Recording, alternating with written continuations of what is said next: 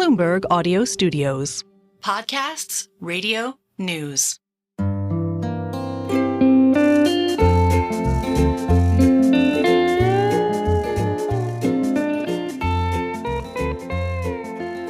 Hello and welcome to another episode of the Odd Lots podcast. I'm Tracy Alloway. And I'm Joe Weisenthal. Joe, do you ever order stuff online? Yesterday, I don't mean just like Amazon day-to-day stuff. I mean, like, do you go out looking for interesting things to buy online? Every once in a while, I get the itch. You know what I bought yesterday? What? A guitar? No, I know I have bought guitars online. Too many. A hat from the 90s from the Bureau of Reclamation celebrating like the 50th anniversary of the building of the Hoover Dam.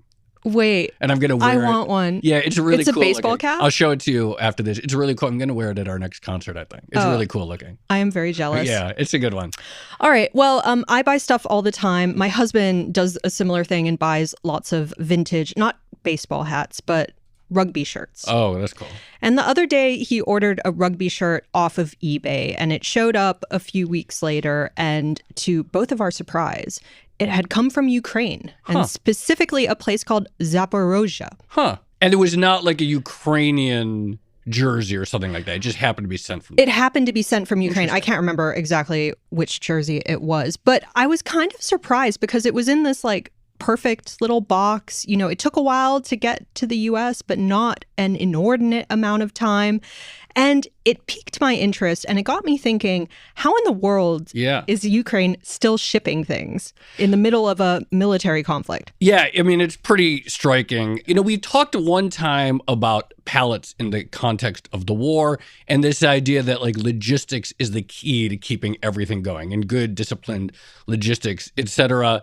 But the idea that you could quickly get a pristine package from eBay to the US in the middle of an ongoing conflict is extraordinary and raises questions about like, how do you keep day-to-day operations of a sort of crucial delivery infrastructure such as Postal Service, whether shipping internationally or just shipping domestically, going under such extreme conditions? Right. And also, how does the role of the Postal Service actually change during wartime? I imagine shipping rugbies to my husband in the US is probably not an essential service at the moment, but Ukraine is using the Postal Service to send medicines and aids and cash and things like that. So we should talk about this. I'd love to. And I am very pleased to say we do, in fact, have the perfect guest. We're going to be speaking with Igor Smelyansky. He is the CEO of the Ukrainian national postal operator, Ukrposhta.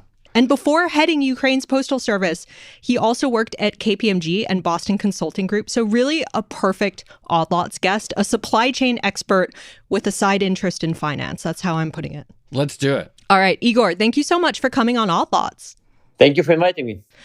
So first of all, thank you for getting packages to me. I appreciate it. My husband appreciates it. I have since ordered things that came from Kiev as well, knowingly ordered stuff from Kiev, and those also came in pristine condition. Can you describe maybe just the challenges that the Postal Service is facing at the moment? How much have things changed now versus, pre-2022? I mean, obviously, it had changed a lot. Like as an example, we used to have 5 flights per week to New York, which would allow us to quickly deliver parcels to the US. And by the way, parcels to the US is about 50% of our export volumes. Wow. Over 1.3 million Ukrainian SKUs are sold on Amazon, eBay, and Etsy. So it's actually thousands of small businesses' jobs. People that do things for the dogs, fashion, Ukrainian fashion is very popular, things for the houses.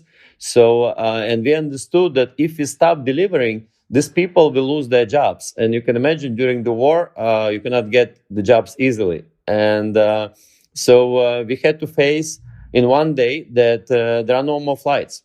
There are no flights from Ukraine. At the same time, if you don't deliver on time on eBay or Amazon or Etsy, your rating as a seller drops. So, which is why we had to do what we could to make sure things are delivered. And we moved to new logistical routes. So during the war, hopefully not that many people know it, but during the war, you have a curfew, which means you cannot drive at night. And usually the mail is delivered overnight. So we recall that 25 years ago, we move the mail via train. So I met with a friend of mine who's the head of Ukrainian Railways, and in 5 days, we resume moving mail by railway. So we're moving, for example, from Kyiv to Lviv, and from there we take the truck, and it goes to Warsaw or Frankfurt or London, and from there it flies to New York, and then it's delivered to you. Right now, we strive to deliver to any points in the US within 2 weeks maximum, which means we have 24 hours turnaround in Ukraine, about 2-3 days on the road, and then it gets on the plane. It's challenging, but we're making things happen. So, for example, via railway, we already moved over 20 million parcels. Talk to us about the domestic needs. I think you mentioned it's not just a postal service, but a pharmacy as well. Talk to us about the main internal priorities of delivering the mail. Sure. I mean, Ukraine is the largest country in Europe, and not it's only the largest. There are 27,000 cities and villages in Ukraine, and many of those very small, up to 100 people or 500 people. And as you can imagine, during the war, giving refugees, they did not get any larger. What it means is in those villages, there are no pharmacies. There are no banks. Actually, banks only remain in 4% of cities in villages in Ukraine. And you have to make sure these people do get stuff. Plus, when we talk about the occupied areas, Russians destroy the entire infrastructure, which means when Ukraine deoccupies these villages, for about 5 to 6 weeks, you don't have mobile connection, you don't have electricity. But we have to work because you cannot leave people in the vacuum. Not to mention they would operate in Russian rubles and you want to bring them back to Ukraine. So you have to bring them Ukrainian currency. And we are the first company they see. We usually come 2-3 days after the occupation. We just give time to deminers to demine the fields so we can relatively safely operate. And we restructured our operations so we can work with or without power and electricity. Thanks to Starlink from Elon Musk, and about 1,500 generators, we now had built a system which can work whenever, under any conditions. So we had to change our processes to make sure we deliver pensions in cash, because obviously if there is no electricity, your ATM doesn't work or your post terminal doesn't work, but people still need to live. I mean, they have little bazaars, they work. So we basically create the ecosystem of life around those small villages, and we keep it going. What's the labor situation like at the moment? I mean, you mentioned demining. It sounds like this is a risky job. Here in the U.S., we have a postal worker shortage, even without having to worry about military conflict. I mean, it's a severe shortage. You can imagine, first of all, you have to separate male and female works, right? And you can imagine there are many male population in the army. Second, you have lots of refugees. And so, I mean, we understand it's a big problem. So, for example, now to attract personnel, we have to make sure that our offices are equipped for people with disabilities so we can get them to work. We're trying the best we can to implement automatic sorting lines. Our goal for this year, I know it sounds weird during the war, but we want to be 100% digital, even when there is no digital. Meaning we build a system where in the morning our mail carriers will download through Starlink and generators the data, work during the day, and then upload the data at night, which means, again, we are not dependent on the infrastructure if Russians, shut down the electricity or mobile or anything. So we're doing our best to increase efficiency, to maintain as normal life for people as possible. Why, you can imagine, there is no rush of new stores opening in Ukraine right now. There are no rush of new banks and pharmacies. So the e-commerce becomes this tool to maintain a sense of normalcy, even on the front lines. So, for example, we have lots of soldiers that would order something on Amazon or on Alibaba, power bank or the socks or stuff for whatever they need, and will deliver. So, the e-commerce becomes the tool to keep you connected to the world, even when the world is in a difficult situation. I'm actually curious. You mentioned Starlink. I don't know that much about it, but I'm curious. Are there efficiency gains or infrastructure gains that you've discovered with the use of Starlink, satellite internet, such that when there's a proper rebuilding phase, that there are things that will never have to be rebuilt in their original form because of, I guess that they say, some sort of leapfrogging or efficiency that you've discovered out of this period of duress? Good question. No, absolutely. I mean, we don't want to discuss Elon and his views, but the Starlink has been really a saver to us. You won't be able to run internet cables in those areas, right? I mean, it just will be millions of dollars.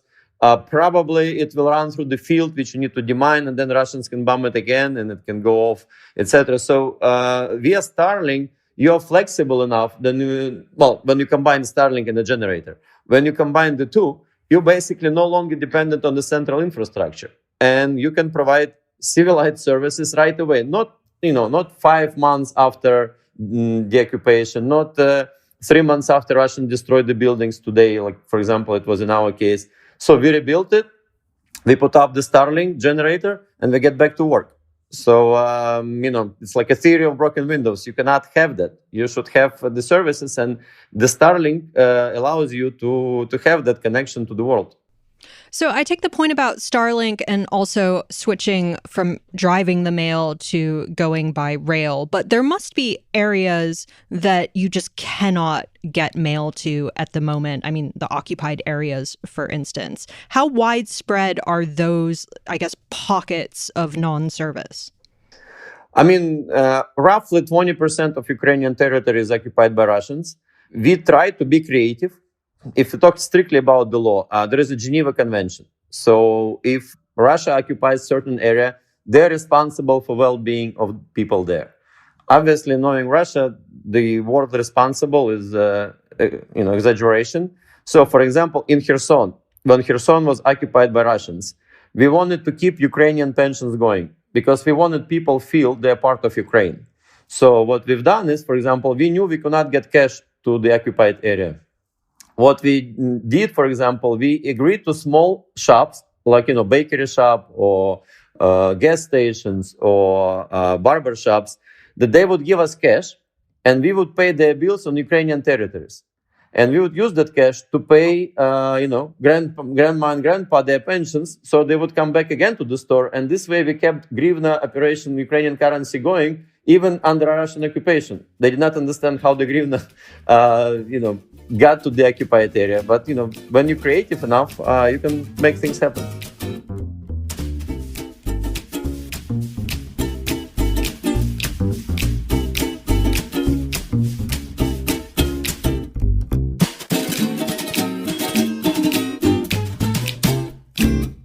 How do you protect cash? I mean, obviously, in the U.S., we have the Brinks trucks, and there's a whole separate infrastructure for cash management that's separate from the normal postal service and their guards on the trucks and all that. Has cash delivery always been an important role that the postal service has played in Ukraine? And how do you think about protecting those packages versus sort of more normal mail? No, absolutely. They always been important. Why? Because, in small villages, if you don't have banking infrastructure, the cash is the king in reality. Because if, for example, if you have a bank card, but nowhere to use it, you're not going to use it. So you're going to stay in cash. We always had, we have lots of people with guns to protect it. When we talk about the areas close to the front lines, we get help from the army that, basically drives with our trucks to make sure they're protected and make sure we're delivered. So we have the whole entire system of controls, of monitoring of our armed guards to help us deliver cash. That's the reason I've set the goal to build 100% digital infrastructure in every single village so we can reduce the cash. So, for example, right now in the village, you cannot use the bank card. We are now trying to get the banking license, and through the basically devices that we're building, that people will be able to use banking and e-commerce infrastructure in every single village. Basically it's like ecosystem. So right now we pay pension in cash. You get your retirement payments in cash. And then you pay us for utility bills, you pay us for the food, you pay us for the medicine. So we can convert all of it into non-cash format. Will it happen right away? No. But slowly, once we build this digital infrastructure, we can. That reminds me, a project like that, it sounds like it costs money. So how is that being financed? And then more broadly, how is Ukrposhta financed? Because here in the U.S., there is a perpetual ongoing discussion over the financial health of the U.S. Postal Service and whether it should be treated like a private enterprise or a public service. I'm curious how it's done in Ukraine. Well, I mean, coming from the US, I'm a big proponent of a non-socialist way of working. So the more independent you are from the government, the more successful you are. So in Ukraine, we are a joint stock company where we are not financed by the government. We're actually paying dividends to the government. So anything we do, even during the war, we have to finance ourselves. One of the reasons we went to the parliament and we had asked to reduce regulation. So, for example, in Ukraine, only first-class mail is now regulated. So only first-class letters are regulated by the government, meaning the tariffs, and the newspapers. Everything else is a market base, which means we set the tariffs, which we believe cover our cost plus profit, and that's how we finance operations. So our goal is to reduce number of state-related revenues to less than 10%. I was reading something, not in preparation for this episode specifically. I was reading a little bit recently about U.S. postal history and the importance of the U.S. Post Office and U.S. industrial development. And, a post office a postal service obviously has a distinct, unique perspective on the sort of geography and territory of a population. And you probably have some of the best visibility on where people are at any given moment and the name of every road, the name of every address. How valuable is the information that must be contained within your organization into the broader, war effort right now of the government, even if it is sort of formally disconnected, the sort of ability of the government to essentially have the insight that only a postal service can have about where people are at any given moment?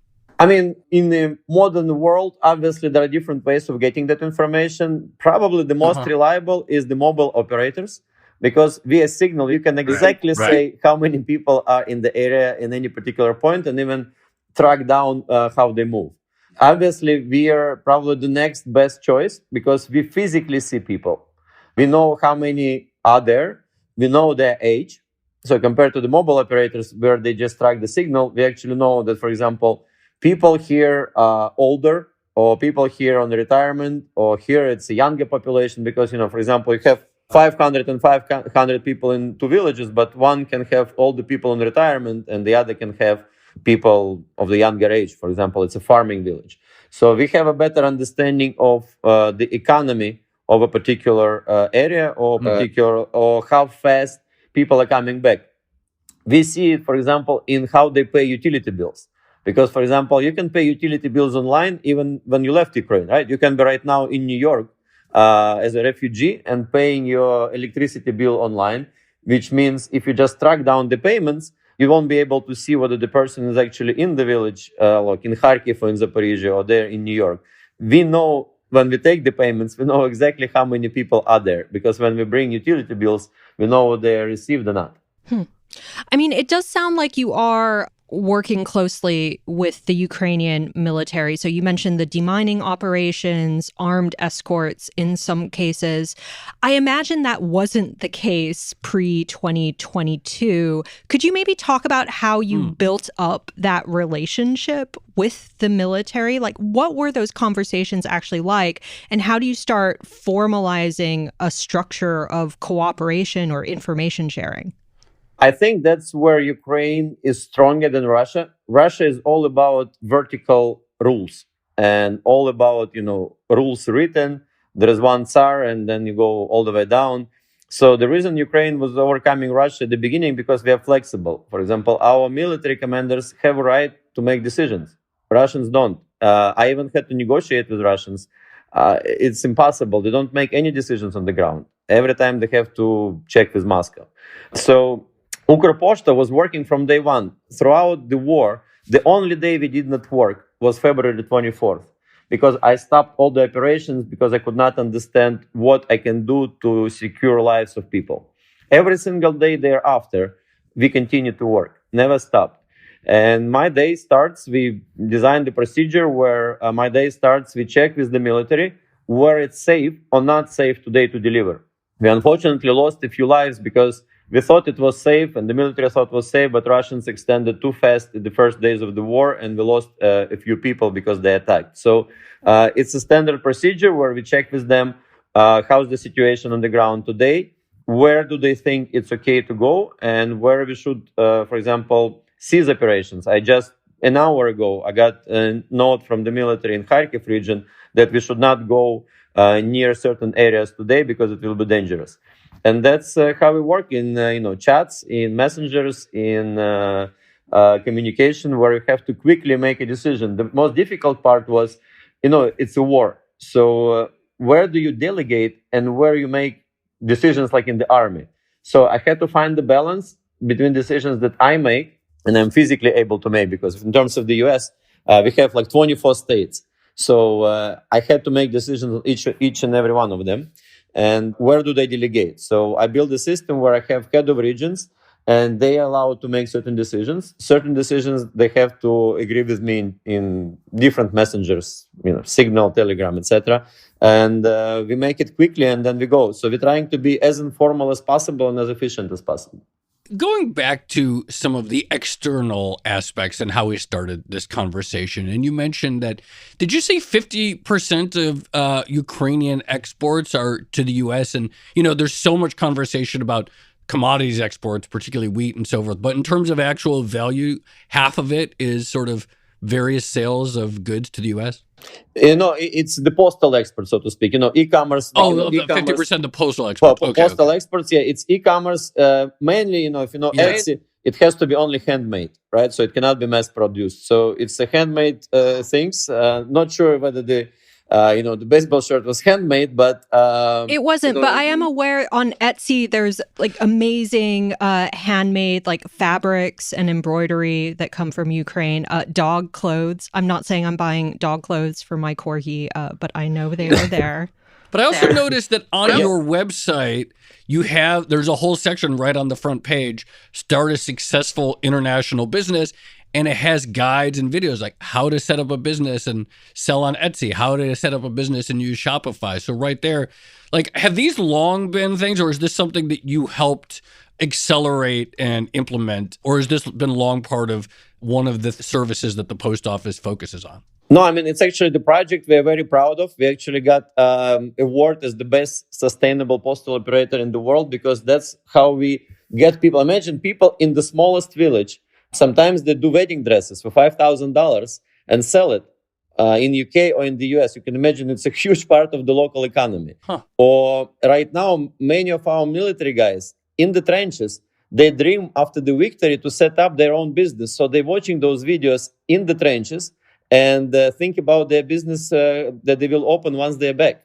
So, it's a huge part of the success. And we plan to extend this project, especially, for example, for people with disabilities. You can imagine Ukraine losing a lot of people, people losing limbs in the war, but they can work from home. They can set up shop. They can do this embroidery at home. They can send a courier to pick it up, and they sell it on Etsy. So they don't feel like they have to get social subsidies. They feel like a part of the society. So, it's very important. That's why we understand how important it is for us to deliver quickly. We kind of hope, it's been 2 years as I'm trying to launch a postal train to Europe. So, for example, I can get down the time to deliver to the US to 7 days. So I'll get, for example, overnight from Kyiv to Warsaw, and from Warsaw, the plane will fly to New York. And you will have the shorts not in 14 days, but in 7. That's sort of our goal, and we're trying to strive it. But it's been a part of our work for a long time.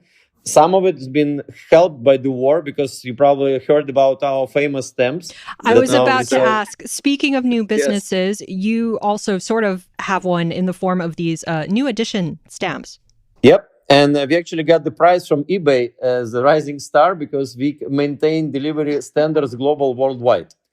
We sold millions of stamps. We had a joke. I met with the Postmaster General in the US, and he joked that we're probably the only postal service that makes money on the stamps. Wait, talk to us about the design of the stamps. Describe maybe the most famous one. Well, the most famous, obviously, is Russian warship, go F yourself. We're breaking any possible rule there is in philately. So we're doing the stamps. Usually the postal service has like 2-year plan to issue stamps. And we don't. We just issued them. So, for example, when Ukraine bombed the Russian Crimea bridge, we issued stamp in 1 hour, which tend Russian TV to believe we knew about the operation and prepared the stamp in advance. I mean, obviously we did. And there are some other stamps, like the Russian Moscow ship. So we issued stamp, and then the ship was sunk 3 days after. But it helps. The stamp did it. Yeah, we precede some of the events. Let's put it this way. Same with Crimea Bridge. We have a few more surprises with F-16s and other things. But it's a huge moral boost, and it's a good part of the revenue for us. It's an image of Ukraine. We are the only postal service that has our own stores on Amazon and eBay. So you can check. There's only one. It's just for our postal operator, and we have global sales. People come from all over the world to our stores, buying the stamps, and we ship them. And giving the ratings we have, we deliver it within very short periods of time.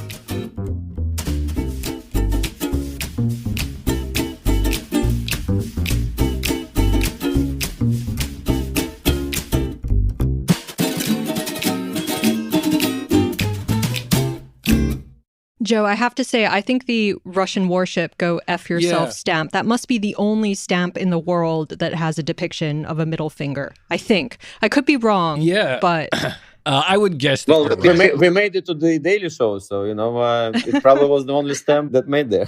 Let's talk more about the mail by rail. And you mentioned in the beginning that, there used to be several flights direct to New York each week, and now there are none. And so you have to go by rail. What happens at the border? What are the challenges, just sort of the nuts and bolts, so to speak, of establishing that link between Ukraine and Frankfurt?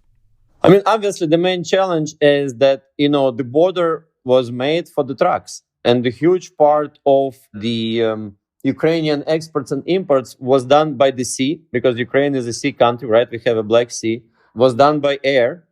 And once that was canceled by the war, imagine the entire flow, including the military aid and military supplies, had to go through the small window of few roads to Europe, which, by the way, obviously everyone was concerned that Russians will bomb, and the railway. So you left to two choices, and you had to squeeze the entire volume through those few roads to Poland, to Romania, to Slovakia, etc. So that's the challenge remains. It will remain going forward. I do hope that we win soon. And imagine during the reconstruction, the flow will increase several times, but the roads won't. Which is why we're trying to do the best we can to move certain flows to railway, because railway is more efficient. You don't have to stay online in the border, and you can basically run on schedule. So the reason we've been so successful, because we connected our postal cars not to the cargo trains, but to passenger trains. And passenger trains, you can imagine, run on schedule. So it allows us a strict predictability as to when your parcel will arrive, when we have to unload it and deliver it to you. What's been the most creative solution that you've deployed during this time period? Like, is there a particular workaround or decision that you're especially proud of? The two things. One is the system that we built with the Starlinks and the generators. And the second is the combined logistical chain, train, car, plane, to make sure that we deliver across the globe. I think that was the key. We used it at the beginning of the war to bring back to Ukraine humanitarian aid. So, for example, we chartered the plane during the first week of the war. We chartered our own plane in Poland, and we brought all those parcels to New York. And obviously, we did not have that big of a flow on the way back. So we loaded that plane with humanitarian assistance, with medical supplies, some of the military supplies. So we use, we don't fly empty, and we use the most efficient way of transporting it. You mentioned that other than first-class mail and newspapers, your pricing is totally deregulated. Can you talk about some of the decisions that you've made around pricing? Are there certain types of goods? Is it sizes? Like, how did you? Are there must be low-priority things that you sort of want to discourage people from using your capacity. Talk to us about some of the decisions you've made around pricing and how the war has changed those. There are a few things. Ukraine is a very competitive market. So we have analog of FedEx and UPS, which are dominating the market. So that was our argument to the regulators. Why you want to regulate us when the market will take care of ourselves? That's the first thing. Second, what we learn is, if at the beginning of the war, people were thankful for us that we in generally work, right? Because when I talk to my colleagues in other postal services, they're amazed that we in generally work. And that will probably last for about a few months. But then people move from, okay, thank you for working. Now I want my next day delivery.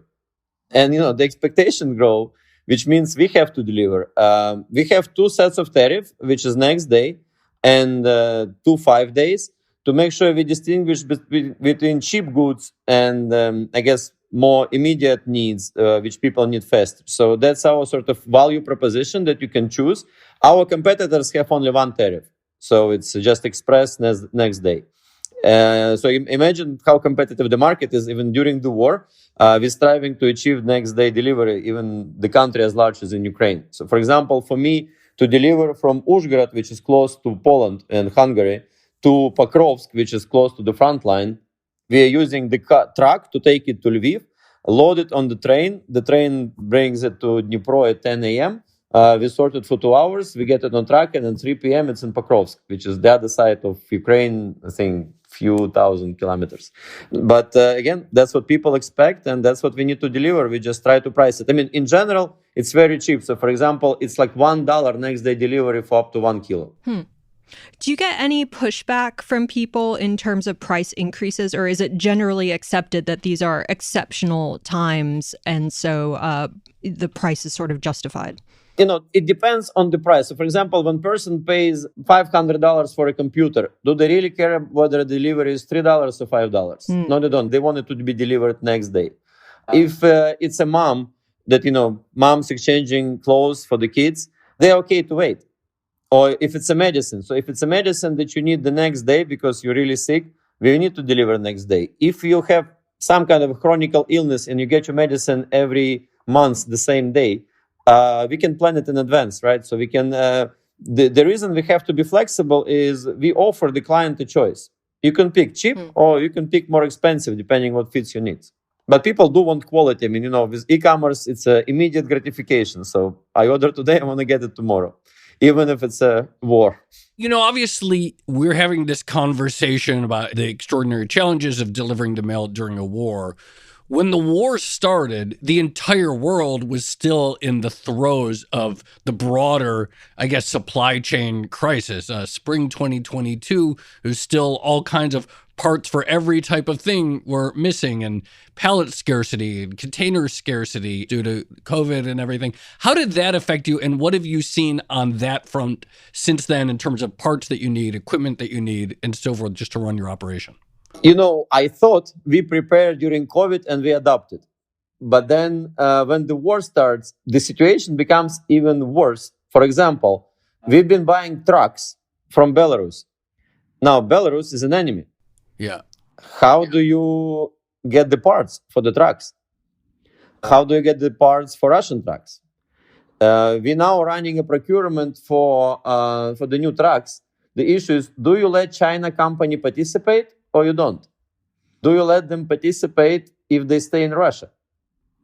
Do you deal with companies that stay in Russia? So, you have much wider range of issues that we need to handle and make a strategic decision on. I mean, we made a strategic decision that we have to get rid of Russian-made vehicles as soon as possible. We made a strategic decision that it's probably not a good idea to have trucks from China, because if tomorrow they become, big friends with Russia, we're not going to get parts, and we're just going to be stuck. So you have to think a few steps in advance. We're buying some other equipment from China, which we think strategically will not endanger our operations. But we learned that in the modern world, as you correctly pointed out, there could be various of things affecting the supply chain. Igor Smelyansky of Ukrposhta, thank you so much for coming on Odd Lots. That was such a fascinating conversation. Thank you very much for having me.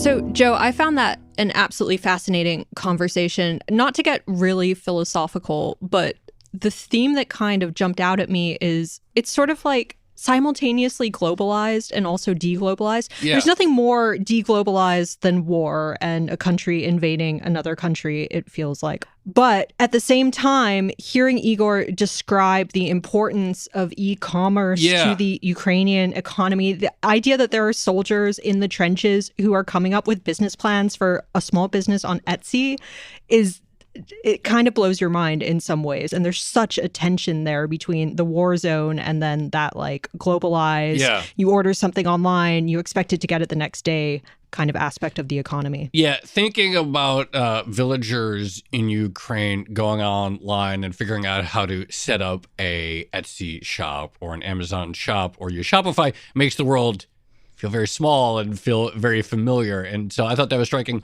Also, the idea of, Starlink and how crucial that's been, and that you can sort of essentially, as he put it, seemingly in a day or two, recreate destroyed infrastructure with a combination of Starlink and generators. And you have to imagine that like some of that will become the norm. I don't know if like the generator, I think probably not the generators, grid, but like the idea of like, well, will you really rebuild an entire wired infrastructure if satellite internet works well? Like that's like really sort of interesting. You could see how that could like reshape society or reshape infrastructure. Yeah, I'm glad you asked that leapfrogging question because it sounds like that's kind of what's happening or what could happen once reconstruction actually begins. But overall, super interesting conversation. The switch from driving the mail to rail was really interesting. Just the idea of, I guess, post office workers who are having to think about stuff like mines on a day-to-day basis and communicate with the military about where is safe to go. Pretty interesting times. Yes. And I should just mention, Joe, if anyone is interested in learning more about Ukrposhta and how Ukraine is delivering the mail at the moment, there was a really brilliant profile of Igor by our Bloomberg colleague, Todd Shields. I think it came out in 2022. You should definitely go check that out. And a big thank you to Todd as well for helping us arrange this interview and putting us in touch with Igor in the first place. Shall we leave it there? Let's leave it there. Okay, this has been another episode of the Odd Lots podcast. I'm Tracy Alloway. You can follow me at Tracy Alloway. And I'm Joe Weisenthal. You can follow me at The Stalwart. Follow our guest, Igor Smelyansky. He's at Smelyansky Igor. Follow our producers, Carmen Rodriguez at Carmen Arman, Dashiell Bennett at Dashbot, and Kel Brooks at Kel Brooks. Thank you to our producer, Moses Andam. For more Odd Lots content, go to Bloomberg.com/oddlots, where we have transcripts, blog, and a newsletter. And you can chat with fellow listeners 24/7 in the Discord, discord.gg/oddlots. And if you enjoy Odd Lots, if you like it when we do these logistics-oriented episodes, then please leave us a positive review on your favorite podcast platform. And remember, if you're a Bloomberg subscriber, you can listen to all our episodes absolutely ad-free. All you need to do is connect your Bloomberg subscription with Apple Podcasts. Thanks for listening.